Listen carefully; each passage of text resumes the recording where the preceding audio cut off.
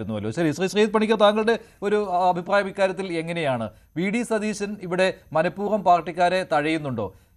എന്നെ തിരഞ്ഞെടുത്തത് ജനങ്ങളാണ് എന്ന രീതിയിൽ മുന്നോട്ട് പോകുന്നുണ്ടോ?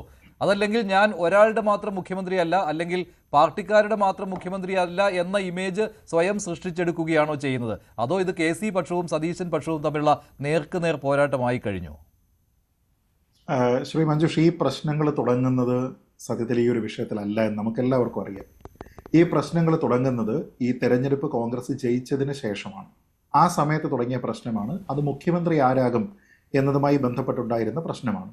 അപ്പോൾ ആ സമയത്ത് ആരൊക്കെ ചേരിതിരിഞ്ഞ് ഏതൊക്കെ പക്ഷത്ത് നിന്നോ അവരെല്ലാവരും ഇപ്പോഴും ഒരു സർക്കാർ ഉണ്ടാക്കി, ഒരു മുഖ്യമന്ത്രിയുണ്ട്, ഇപ്പോഴും അതാത് പക്ഷത്ത് തന്നെ നിൽക്കുന്നതിൻ്റെ ഭാഗമായിട്ടുണ്ടാകുന്ന പ്രശ്നമാണിത്. അതല്ലാതെ ഇത്ര ചെറിയ പ്രശ്നങ്ങൾ, ചെറുത് എന്ന് ഞാൻ പറഞ്ഞതിന് കാരണം ഇതിൽ എന്തെങ്കിലും ധാർമ്മികമായിട്ടുള്ള പ്രശ്നങ്ങളില്ല, പ്രൊഫഷണൽ ആയിട്ടുള്ള എന്തെങ്കിലും പ്രശ്നങ്ങളില്ല, ഇനി നിയമപരമായിട്ടുള്ള എന്തെങ്കിലും പ്രശ്നങ്ങളില്ല. അപ്പോൾ വളരെ ഈഗോയുടെ അടിസ്ഥാനത്തിൽ ഒരു പോഷക സംഘടനയ്ക്ക് താല്പര്യമില്ലാത്ത ആൾക്കാർക്ക് നിയമനം നൽകി എന്നതിൻ്റെ അടിസ്ഥാനത്തിൽ അവർക്ക് വേണമെങ്കിൽ അതിൻ്റെ എതിരഭിപ്രായം, അവരുടേതായിട്ടുള്ള ഒരു അഭിപ്രായമൊക്കെ അവർക്ക് പാർട്ടിയിൽ ഇന്റേണലായിട്ട് പറയാനുള്ള ഒരു സാഹചര്യമുള്ളപ്പോൾ അതിനെ മറികടന്ന് പരസ്യമായിട്ട് പറയുന്നത് എന്തുകൊണ്ടാണ്? ഇനി അതിനെ പിന്തുണയ്ക്കുന്നതിന് വേണ്ടിയിട്ട് ആൾക്കാർ പുറത്ത് ചേട്ടന്മാർ വരുന്നത് എന്തുകൊണ്ടാണ്? അവിടെ ആൾക്കാർ ഇങ്ങനെയുള്ള പല വിഷയങ്ങൾ പറയുന്നതിന് വേണ്ടിയിട്ട് സമയം ചോദിക്കുന്നത് എന്താണ്? ഇവരുടെയൊക്കെ ഏത് പക്ഷത്താണ് ഇവർ നിൽക്കുന്നത് എന്നതിനെക്കുറിച്ച് അറിയാതെ അല്ലെങ്കിൽ അതിനെക്കുറിച്ച് ഓർക്കാതെ നമ്മൾ ഇത്തരത്തിലുള്ള ഒരു ചർച്ചയിലേക്ക് പോയിട്ട് കാര്യമില്ല. അപ്പോൾ ഇത് ഇന്നോ ഇന്നലെയോ തുടങ്ങിയിരിക്കുന്ന പ്രശ്നമല്ല. ഇത് കേരളത്തിൽ കോൺഗ്രസിൽ നിലവിലുള്ള രണ്ട് പ്രബല ക്യാമ്പുകളുടെ ചേരിപ്പോരാണ്. അക്കാര്യത്തിൽ ഒരു തർക്കവുമില്ല. നേരത്തെ കെ സി പക്ഷത്ത് നിന്നിരുന്ന ആൾക്കാർ ഇപ്പോഴും അവിടെ തന്നെ ഉറച്ചു നിൽക്കുന്നു. നേരത്തെ സതീശൻ പക്ഷത്ത് നിന്ന ആൾക്കാർ ഇപ്പോഴും അവിടെ തന്നെ ഉറച്ചു നിൽക്കുന്നു. അവർ തമ്മിൽ അങ്ങോട്ടും ഇങ്ങോട്ടും ബാറ്റിൽ കാർഡുകൾ ഇറക്കുന്നു എന്നുള്ളതാണ് നമ്മൾ കാണുന്നത്. ഇപ്പോൾ നമുക്കറിയാമല്ലോ, ഒരു നേതാവ് അഭിപ്രായം പറയുന്നു, അഭിപ്രായം പറയുന്നത് ശരിയല്ല എന്ന് മറ്റൊരു നേതാവിന് അഭിപ്രായമുണ്ട്. ഇവരെല്ലാവരും പരസ്യമായിട്ടുള്ള അഭിപ്രായം പറയുകയാണ്. ആദ്യം പറയുന്ന ആളിന് ഇത് പറയാൻ പാടില്ല എന്ന് പറയുന്ന ആൾ തന്നെ ചെയ്യുന്നത് അതിന് അദ്ദേഹം പറയുന്ന ആ ഒരു പ്രസ്താവനയ്ക്ക് ഘടകവിരുദ്ധമായിട്ടുള്ള ഒരു കാര്യം തന്നെയാണ്.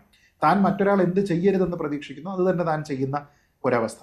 അപ്പോൾ ഇതിൽ നേരിട്ട് അങ്ങനെ ഒരു പക്ഷം പിടിക്കാനായിട്ട് കഴിയുമോ എന്നെനിക്ക് സംശയമുണ്ട്. കാരണം ഇപ്പോൾ കെ എസ് യുക്കാരെ സംബന്ധിച്ചിടത്തോളം കെ എസ് യു വിരുദ്ധരായിട്ടുള്ള സംഘടനാ പ്രവർത്തനം നടത്തിയിരുന്ന, ക്യാമ്പസ് സംഘടനാ പ്രവർത്തനം നടത്തിയിരുന്ന സമയത്ത് അവർക്കെതിരെ നിലപാടെടുത്തിരുന്ന, അവർക്കെതിരെ നിലകൊണ്ടിരുന്ന ആൾക്കാർ ഇന്ന് ഒരുപക്ഷെ അവരുടെ കുടുംബ പശ്ചാത്തലത്തിന്റെ അടിസ്ഥാനത്തിലോ അല്ലെങ്കിൽ ഒരു പ്രൊഫഷനിലേക്ക് വന്നതിന് ശേഷം അവർ ജോയിൻ ചെയ്തിരിക്കുന്ന പ്രൊഫഷണൽ സംഘടനയുടെ അടിസ്ഥാനത്തിലോ ഇപ്പോൾ അവർക്ക് എന്തെങ്കിലും ഒരു സ്ഥാനം കിട്ടുന്ന സമയത്ത് അവർക്ക് ഒരു പ്രശ്നം ഉണ്ടാവുക, കെ എസ് യുക്കാർക്ക് ഒരു പ്രശ്നം ഉണ്ടാവുക, അവരത് ഹൈലൈറ്റ് ചെയ്യുക എന്നുള്ളത് സ്വാഭാവികമായിട്ടുള്ള ഒരു കാര്യമാണ്. അതിൽ അസ്വാഭാവികമായിട്ട് ഒന്നും തന്നെ ഞാൻ കാണുന്നില്ല. അതവർ പരസ്യമായിട്ട് പറയേണ്ടതുണ്ടോ അതോ അത് ഇന്റേണലി സംസാരിക്കേണ്ടുന്ന കാര്യമാണോ, KPCC അറിയിക്കേണ്ട കാര്യമാണോ എന്നതൊക്കെ സെക്കൻഡറി.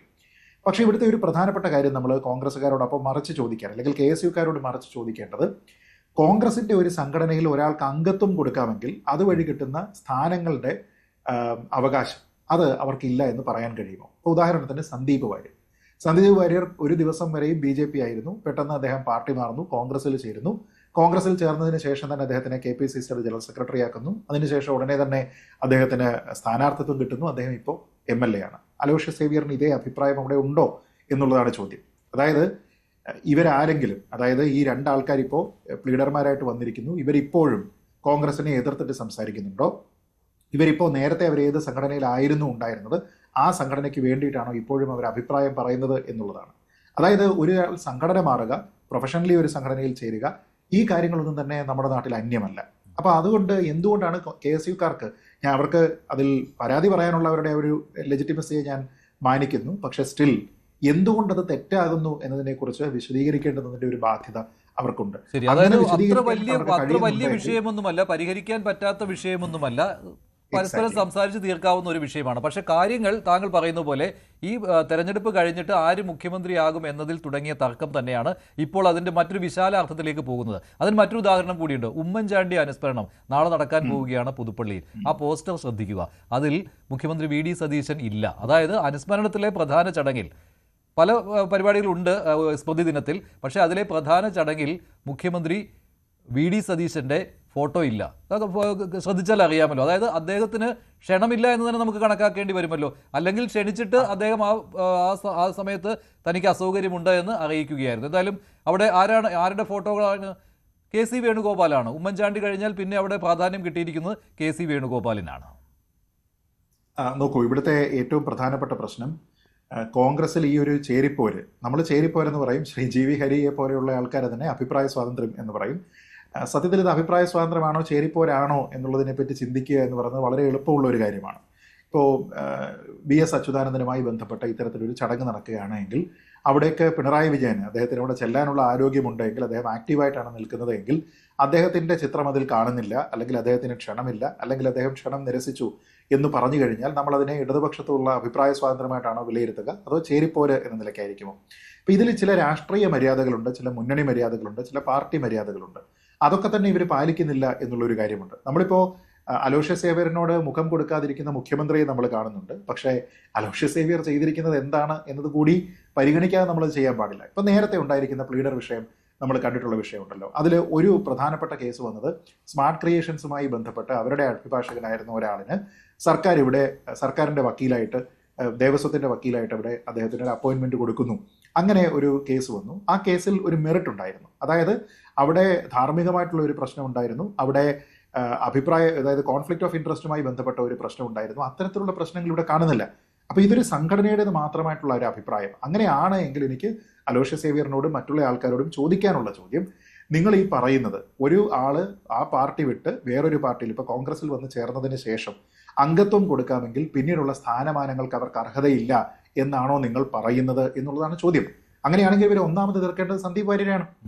കാരണം സന്ദീപ് വാര്യർ അങ്ങനെയാണെങ്കിൽ പാർട്ടിയിൽ വന്നിട്ട് ഇന്നല്ല വേണ്ടതെങ്കിൽ ശരി കുറെ കാലം കഴിയണം. ഇപ്പോൾ ഈ പറയുന്നത് കേട്ടത് എനിക്കറിയില്ല, ശ്രീ ജേക്കബ് ജോർജ് ഇവിടെ പറയുന്നത് കേട്ടിട്ട് നേരത്തെ തന്നെ ഈ പറയുന്ന ആൾക്കാർക്കൊക്കെ മെമ്പർഷിപ്പ് കിട്ടിയിരുന്നു. ഇന്നോ ഇന്നലെയോ ഒന്നും അല്ല ഈ കോൺഗ്രസിന്റെ സംഘടനകളിൽ മെമ്പർഷിപ്പ് കിട്ടുന്നത്, ലോയേഴ്സ് കോൺഗ്രസിൽ.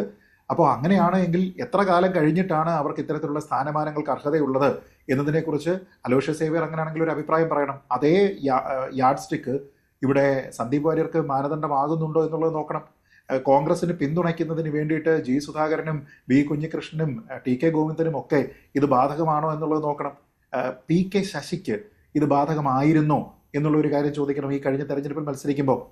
അപ്പോൾ ഞാൻ പറഞ്ഞത്, നിങ്ങൾ സിംഗിൾ ഔട്ട് ചെയ്തിട്ട് ഒരാളിനെ മാത്രം അതൊരു വിഷയമാക്കുകയും ആ വിഷയത്തിൽ നിങ്ങൾ മുഖ്യമന്ത്രിയെ ആക്രമിക്കുകയും ചെയ്യുമ്പോൾ അതിൽ ധാർമ്മികതയില്ല.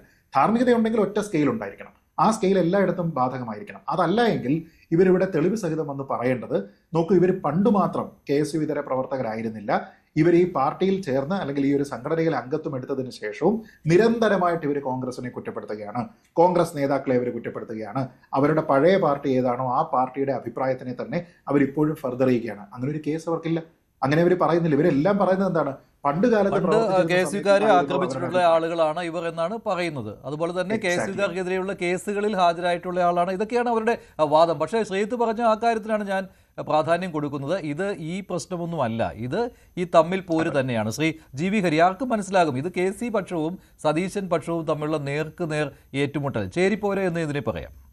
നോക്കൂ മഞ്ജുഷേ, ഞാനിപ്പോൾ താങ്കൾ നേരത്തെ സൂചിപ്പിച്ചൊരു കാര്യത്തെക്കുറിച്ചാണ് ആദ്യം പറയാൻ ആഗ്രഹിക്കുന്നത്. താങ്കൾ പറഞ്ഞു ഇതിനകത്ത് രാജു P നായർ സതീശൻ പക്ഷത്തും അതോടൊപ്പം VR അനൂപും അതോടൊപ്പം ജിൻഡോ ജോണും ഒക്കെ തന്നെ KC പക്ഷത്തിൻ്റെയും വക്താക്കളാണെന്നാണ്. നോക്കൂ ഞങ്ങളൊക്കെ, ഇപ്പം ഞാനടക്കം, ഞങ്ങൾ KPCC അല്ലെങ്കിൽ APCCയുടെ വക്താക്കളാക്കുന്നത് ആൾ ഇന്ത്യ കോൺഗ്രസ് കമ്മിറ്റിയുടെ മീഡിയ കമ്മിറ്റിയാണ്. ആ മീഡിയ കമ്മിറ്റി അപ്രൂവ് ചെയ്തിട്ടുള്ള ലിസ്റ്റിൽപ്പെട്ട ആളുകളെയാണ് നമ്മൾ സ്വാഭാവികമായിട്ടും ഇത്തരത്തിൽ വക്താക്കളായിട്ട് പാർട്ടി ചാനലിൽ പോകുന്നത്. താങ്കൾക്ക് പറയാവുന്ന പോലെ നേരത്തെ ഉണ്ടായിരുന്ന സംവിധാനമല്ല, അതൊരു സെൻട്രലൈസ്ഡ് ആയിട്ടുള്ള.